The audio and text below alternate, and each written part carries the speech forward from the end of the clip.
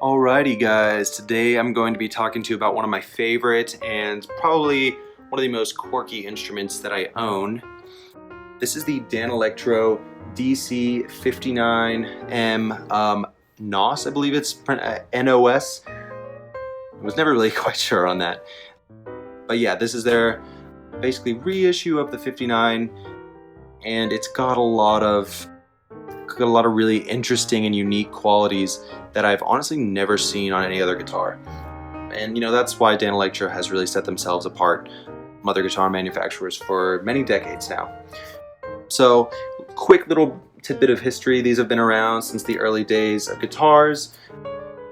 You've probably seen, if you listen to like Beck or Jimmy Page, Led Zeppelin, you've probably seen them using the Danelectro. And those are just a couple examples. Thing is, now they are incredibly cheap. I don't know, a couple hundred a pop. It's, you know, very cheap for what they are. But they still have this like unique, fun sound that even with them being very cheap guitars, they're cool. One thing that is the funniest thing to me about these is that they're hollow. You can hear it. And not just like a regular wood hollow, but these are actually made from masonite. It's essentially like a particle board type of material, and it's just the cheapest possible wood. But it's also very much why this guitar sounds like it does. It's got that like cheapy hollow kind of retro sound to it. You have these vintage style tuners up here. And even with them kind of looking, they have this whimsical look to them, they do work really well. I've never had an issue with this thing staying in tune. What I will say is that the wraparound bridge down here, if there's anything that makes this very difficult to tune, and by tune I mean intonate, it's this wraparound style bridge. And I'll kind of get, you know, there's a lot of issues with this. I would say if there's anything on this guitar that I really dislike, it's this. First, because it's super difficult to intonate. Secondly, it's so annoying to change the strings. I love the Fender style backs where you can just, you know, slip them through, or even like the Tele style bridges where you can just, yeah, slip them through and it's like, you know, quick string change. These, you have to take this off, wrap around under. It can get a little bit annoying.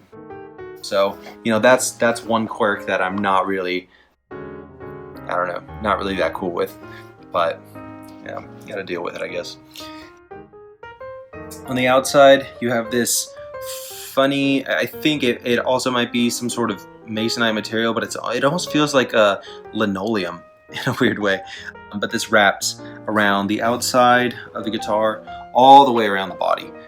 So again, giving it that nice like retro look, that kind of like mid-century modern thing that seems to be in right now. In terms of its sound, the guitar I think is really great for high-end playing and strumming. And by high-end I mean it kind of has this like shimmery, sparkly feel in a weird way, but also in like a dirty way, in a gritty, dirty way. So again, like, you know, think Beck or Jimmy Page, it's that really gritty, like, you know, yet shimmery sound.